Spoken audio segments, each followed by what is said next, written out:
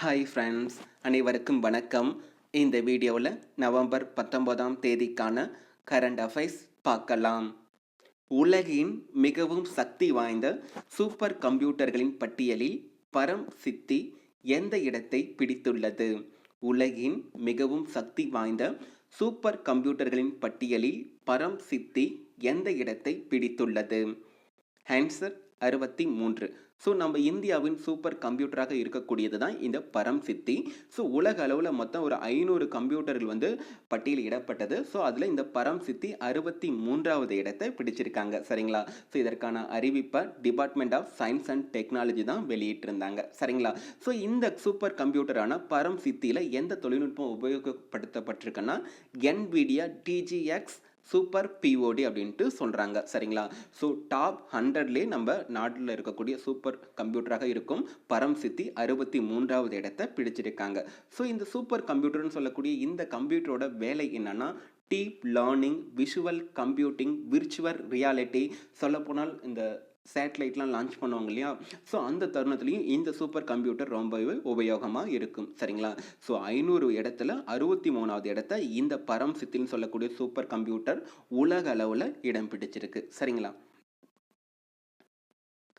கர்நாடகாவின் புதிய மாவட்டமாக உதயமாக உள்ள விஜயநகரா கீழ்கண்ட எந்த மாவட்டத்திலிருந்து பிரிக்கப்பட உள்ளது?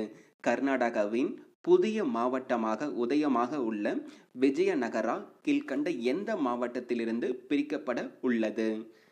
ஆன்சர் பல்லாரி. அதாவது நம்முடைய அண்டை மாநிலமாக இருக்கக்கூடிய கர்நாடகா மாநிலத்தில் புதிய மாவட்டமாக இந்த விஜயநகரா இந்த மாவட்டத்தை உருவாக்குவதற்கு அம்மாநில அமைச்சரவை தற்சமயம் ஒப்புதல் வழங்கியிருக்காங்க. ஸோ இந்த மாவட்டம் ஆல்ரெடி இருக்கக்கூடிய பல்லாரி மாவட்டத்திலிருந்து பிரிக்கப்பட போவதாக அறிவிப்பு கொடுத்திருக்காங்க. ஸோ இந்த பல்லாரி பகுதியில் இருக்கக்கூடிய மக்களின் நீண்டகால கோரிக்கை தற்சமயம் வந்து நிறைவேற போகுது. சரிங்களா? ஸோ இதனோட இந்த கர்நாடகாவில் மொத்தம் இதுவரைக்கும் 30 மாவட்டங்கள் இருக்கு. ஸோ இந்த விஜயநகரா இதையும் இணைக்கும் பொழுது 31 உயர்ந்திருக்கு. சரிங்களா? ஸோ தற்சமயம் கர்நாடகா மாநிலத்தின் மொத்த மாவட்டங்களின் எண்ணிக்கை 31. சரிங்களா? So Karnataka CM PS Yediyurappa, governor Vajubhai வாலா.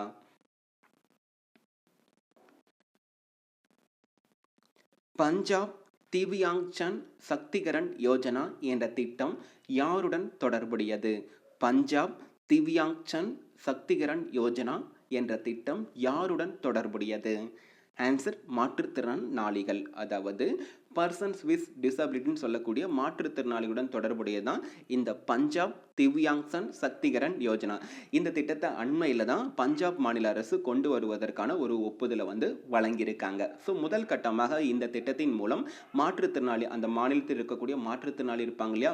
ஸோ அவங்களுக்கு இது வரைக்கும் அந்த மாநிலத்தால் கொண்டு வரப்பட்ட திட்டங்களை வலுப்படுத்துவதற்காக சொல்லியிருக்காங்க முதல் கட்டமாக. ஸோ அடுத்தடுத்த கட்டங்களில் மேலும் பல்வேறு சிறப்பம்சங்கள் வந்து இந்த திட்டத்தின் மூலம் கொண்டு வரப்போவதாக அறிவிப்பும் கொடுத்திருக்காங்க. சரிங்களா? ஸோ முதல் கட்டமாக அவங்களுக்கு பிரத்யேகமாக கொண்டு வந்த திட்டங்களை வலுப்படுத்துதல் அப்படின்ட்டு சொல்றாங்க. சரிங்களா? So Punjab CM Amarinder Singh, governor Vijayendra Pal Singh Badnore. பசுக்களை பாதுகாப்பதற்காக கீழ்கண்ட எந்த மாநில அரசு பசு அமைச்சரவையை அமைக்க திட்டமிட்டுள்ளது? பசுக்களை பாதுகாப்பதற்காக கீழ்கண்ட எந்த மாநில அரசு பசு அமைச்சரவை, அதாவது கவ் கேபினட்னு சொல்லக்கூடிய பசு அமைச்சரவையை அமைக்க திட்டமிட்டுள்ளது? ஆன்சர் மத்திய பிரதேசம். ஸோ மத்திய பிரதேச மாநில அமைச்சரவை தான் பார்த்தீங்கன்னா அம்மாநிலத்தில் பசுக்களை பாதுகாப்பதற்காகவும் மேம்படுத்துவதற்காகவும் மேலும் வயதான பசுக்கள் இருக்கும் இல்லைங்களா? ஸோ அதை பராமரிப்பதற்காகவும் கவ் கேபினெட் என்ற பெயரில் ஒரு கேபினெட் வந்து உருவாக்குவதற்கு திட்டமிட்டிருக்காங்க. சரிங்களா? ஸோ இதற்கான முன்னேற்பாடு அனைத்தும் வருகின்ற நவம்பர் 22ஆம் தேதி கோபாஷ்டமின்னு சொல்லக்கூடிய அன்றைய நாளில் அம்மாநிலத்தில், அதாவது மத்திய பிரதேச மாநிலத்தில் இருக்கக்கூடிய அகர் மால்வா மாவட்டத்தில் காமதேனு கவ் அப்யாரண்யா, ஸோ காமதேனு கவ் அப்யாரண்யா, ஸோ இந்த பெயரில் ஒரு மீட்டிங் வந்து நடக்கும். ஸோ அந்த தருணத்தில் தான் இந்த திட்டம் தொடங்கப்பட போவதாகவும் அறிவிப்பு கொடுத்திருக்காங்க. ஸோ மேலும் இந்த பசுக்களை பற்றி பார்க்கும்போது இன்னொரு செய்தியை நம்ம பார்த்துடலாம். இந்தியாவின் முதல் பசு சரணாலயம் எங்கே இருக்குன்னா இந்த மத்திய பிரதேச மாநிலத்தில் தான் இருக்குது. கடந்த 2017 வருடம் தான் அமைக்கப்பட்டது. சரிங்களா? ஸோ இந்தியாவின் முதல் பசு சரணாலயம் எங்கே இருக்குது? மத்திய பிரதேச மாநிலத்தில் தான் இருக்குது. சரிங்களா? ஸோ மத்திய பிரதேசம் சிவராஜ் சிங் சவுகான் முதல்வராக இருக்காங்க. கவர்னர் ஆனந்திபென் படேல். ஃபிஃபாவின் 17 வயதுக்குட்பட்ட மகளிர் உலகக்கோப்பை கால்பந்து போட்டி 2022 எங்கு நடைபெற உள்ளது? ஃபிஃபாவின் 17 வயதுக்குட்பட்ட மகளிர் உலகக்கோப்பை கால்பந்து போட்டி 2022 எங்கு நடைபெற உள்ளது? Answer India. ஸோ நம்ம இந்திய நாட்டில் தான் வருகின்ற 2022 அண்டர் 17 உமன்ஸ் வேர்ல்டு கப் பார்த்தீங்கன்னா நடைபெற இருக்குது. ஆக்சுவலாக இது இந்த வருடம் 2020 நவம்பரில் 2ஆம் தேதியிலேருந்து 21ஆம் தேதி வரைக்கும் நடைபெற இருந்தது. ஸோ கரோனா நோய் தொற்றின் காரணமாக 2021க்கு ஒத்தி வச்சுருந்தாங்க. ஸோ இப்போ கரோனா தீவிரம் ரொம்பவே அதிகமாக இருக்குது இல்லைங்களா? ஸோ அதனால் 2021லேருந்து இப்போ 2022க்கு ஒத்தி வைத்திருக்காங்க. ஸோ 2022லேயும் நம்ம இந்திய நாடு தான் இந்த அண்டர் 17 விமன்ஸ் வேர்ல்டு கப்பை வந்து நடத்துகிறாங்க. சரிங்களா? ஸோ இதே போல் அண்டர் 20 விமன்ஸ் வேர்ல்டு கப், அதாவது 20 வயதுக்குட்பட்ட மகளிர் உலகக்கோப்பையை கோஸ்டாரிகான்னு சொல்லக்கூடிய இந்த நாடு தான் நடத்துவாங்க. சரிங்களா? ஸோ நம்ம 2022 அண்டர் 17 இந்த வேர்ல்டு கப்பை கிட்டத்தட்ட ஒரு 5 இடத்துல வந்து நடத்த திட்டமிட்டு இருந்தாங்க. ஸோ அதே போல் 2022லையும் 5 முக்கிய இடங்களில் நம்ம இந்தியாவில் நடத்த திட்டமிட்டு இருக்காங்க. சரிங்களா?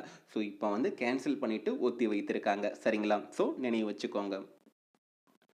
ஸோ ஃபிஃபானா என்னன்னு பார்க்கலாம். Federation international D football association அப்படின்ட்டு சொல்லுவோம். சரிங்களா? சமீபத்தில் காலமான மிருதுளா சின்ஹா எந்த மாநிலத்தின் முதல் பெண் ஆளுநராக பதவி வகித்துள்ளார்? சமீபத்தில் காலமான மிருதுளா சின்ஹா எந்த மாநிலத்தின் முதல் பெண் ஆளுநராக பதவி வகித்துள்ளார்? ஆன்சர் கோவா. ஸோ கோவா மாநிலத்தின் முதல் பெண் ஆளுநராக இருந்தவர் தான் இந்த மிருதுளா சின்ஹான்னு சொல்லக்கூடிய இந்த பெண்மணி. தற்சமயம் உடல்நலக் குறைவின் காரணமாக மரணம் அடைந்திருக்காங்க. சரிங்களா? ஸோ இந்த பெண்மணியை பற்றி மேலும் சொல்லணும்னா பாஜக கட்சியில் ரொம்பவே முக்கியத்துவம் பெற்ற பெண்மணி அப்படின்னு சொல்லலாம். மேலும் இந்த பெண்மணி பாஜகவின் பெண்கள் பிரிவின் தலைவராகவும் இருந்திருக்காங்க. அதுபோக மத்திய சமூக நல வாரியத்தின் தலைவராகவும் இந்த மிருதுளா சின்ஹான்னு சொல்லக்கூடிய இந்த பெண்மணி இருந்திருக்காங்க. சரிங்களா? ஸோ பிரிட்டிஷ் இந்தியாவில் பீகார் மாநிலத்தில் இருக்கக்கூடிய முசாபர்பூர் ஸோ இந்த இடத்துல தான் பிறந்திருக்காங்க. சரிங்களா? ஸோ இப்போவும் இந்த இடம் பீகார் மாநிலத்தில் தான் இருக்குது. சரிங்களா? ஸோ இவரை கோவா பொறுத்த வரைக்கும் இப்போ சிஎம்மாக பிரமோத் சாவந்த் இருக்காங்க. ஸோ கவர்னராக பகத்சிங் கோசியாரி இருக்காங்க. சரிங்களா? ஸோ இந்த இறப்பை தொடர்ந்து மேலும் ஒரு நபரின் இறப்பை பார்க்கலாம். So Alexander Dubyansky. So Alexander துப்பியான்ஸ்கின்னு சொல்லக்கூடிய இவர் ஒரு ரஷ்ய நாட்டு தமிழறிஞர், அதாவது ரஷ்ய தமிழறிஞர்னு சொல்லலாம். சமீபத்தில் உடல்நலக் குறைவின் காரணமாக, ஸோ சொல்லப்போனால் கரோனா நோய் தொற்றின் காரணமாக தான் மரணம் அடைந்திருக்காரு. சரிங்களா? ஸோ இவரை பற்றி சொல்லணும்னா கிட்டத்தட்ட ஒரு 50 ஆண்டுகளுக்கு மேலே ரஷ்யாவில் ஒரு தனி நபராக இருந்து தமிழ் வந்து கற்பித்திருக்காரு. ஸோ மற்றவர்களுக்கு வந்து தமிழை வந்து சொல்லி கொடுத்திருக்காரு. சரிங்களா? மேலும் இவரை பற்றி சொல்லணும்னா கடந்த 2000 வருடம் ritual and mythological source of the early Tamil poetry இந்த பெயரில் ஒரு புத்தகத்தை வந்து எழுதியிருக்காரு. இந்த புத்தகம் நம்மளுடைய தமிழில் இருக்கக்கூடிய சங்க இலக்கியம் இருக்கு இல்லைங்களா? ஸோ அதில் இருக்கக்கூடிய சடங்குகள் தொன்மங்கள் குறித்து ஒரு புத்தகமாக இவர் வந்து விவரிச்சிருக்காரு. சரிங்களா? ஸோ இவரும் அண்மையில் கரோனா நோய் தொற்றின் காரணமாக மரணம் அடைந்திருக்காரு. சரிங்களா?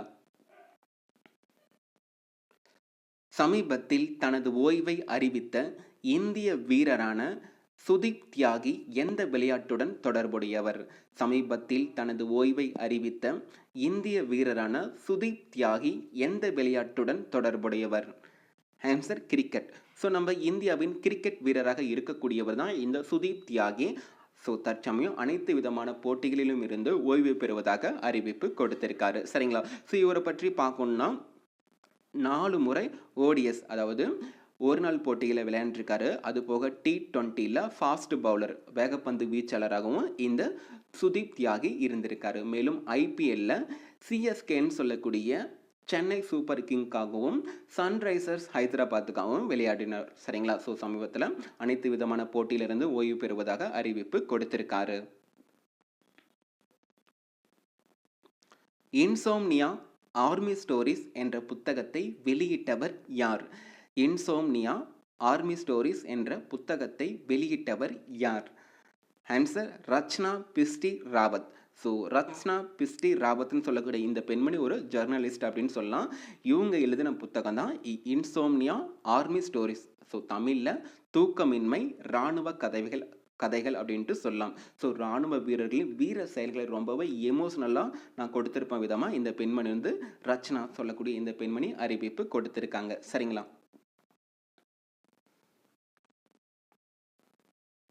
உலக கழிவறை தினம் எந்த நாளில் அனுசரிக்கப்படுகிறது?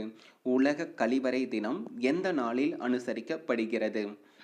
Answer November 19. ஸோ ஒவ்வொரு வருடமும் வருகின்ற நவம்பர் 19ஆம் தேதி தான் வேர்ல்டு டாய்லெட் டே, அதாவது உலக கழிவறை தினம் அனுசரிக்கப்படுகிறது. சரிங்களா? ஸோ உலக அளவில் சொல்ல போனால் திறந்த வெளி கழிவுகளை வந்து ரொம்பவே அகற்றி ஒவ்வொரு வீட்லேயும் ஒரு கழிவறை கொண்டு வருவதற்காகவும் இந்த கழிவறையை பற்றி ஒரு முக்கியத்துவத்தை அனைத்து நபர்களுக்கும் ஒரு விழிப்புணர்வாக இருக்கும் வகையில் தான் இந்த தினத்தை பார்த்தீங்கன்னா கொண்டு வந்திருக்காங்க. சரிங்களா?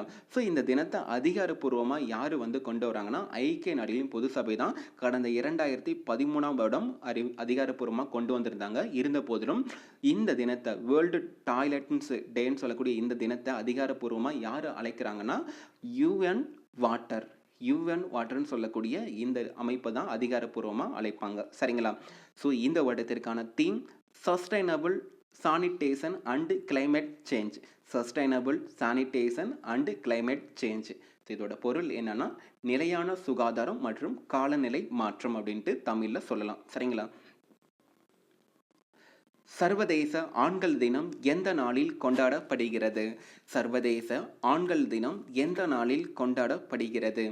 ஸோ இதுவும் பார்த்தீங்கன்னா ஒவ்வொரு வருடமும் நவம்பர் 19ஆம் தேதி தான் இன்டர்நேஷ்னல் மென்ஸ் டே, அதாவது சர்வதேச ஆண்கள் தினம் அனுசரிக்கப்படும். ஸோ இந்த சமூகத்தில் பெண்கள் மட்டும் இல்லைங்க, ஆண்களும் ரொம்பவே முக்கிய பங்கு வகிக்கிறாங்க. ஸோ அந்த வகையில் நவம்பர் 19ஆம் தேதி இன்டர்நேஷ்னல் மென்ஸ் டேவும் அனுசரிக்கப்படுகிறது. சரிங்களா? ஸோ இன்னைக்கான அதாவது இந்த தினத்துக்கான கருப்பொருள் என்னன்னா better health for men and boys. Better health for men and boys, அதாவது பெண்களை விட ஆண்கள் பார்த்தீங்கன்னா அவங்களுடைய உடல் நலத்தில் எப்பவுமே கவனம் செலுத்த மாட்டாங்க. ஸோ அந்த வகையில் கவனம் செலுத்துவதற்காக இந்த வருடத்துக்கான கருப்பொருளில் so better health for men and boys அப்படின்ட்டு கொடுத்துருக்காங்க. சரிங்களா? ஸோ மேலும் ஒரு தினத்தை பார்க்கலாம். இன்றைய நவம்பர் 19ஆம் தேதி உலக தத்துவ தினம், அதாவது வேர்ல்டு பிலாசபி டேவும் அனுசரிக்கப்படுகிறது. இந்த தினம் பார்த்தீங்கன்னா ஒவ்வொரு வருடமும் நவம்பர் மாதத்தில் 3வது வியாழக்கிழமை வந்து அனுசரிக்கப்படும்.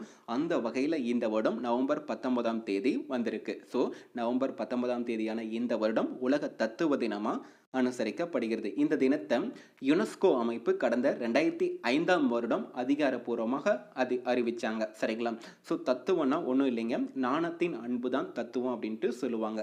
தத்துவம் எப்பயுமே மேக்சிமம் உண்மையாக தான் இருக்கும் அப்படிங்கிற விதமாகவும் சொல்லுவாங்க பெரியவர்கள். சரிங்களா? ஸோ இதனுடன் இன்றைய கரண்ட் அஃபேர்ஸ் முடிஞ்சு நண்பா. இந்த வீடியோ உங்களுக்கு ரொம்பவே பயனுள்ளதாக இருந்தால் உங்கள் நண்பர்களுக்கும் ஷேர் பண்ணுங்கள். நன்றி நண்பா.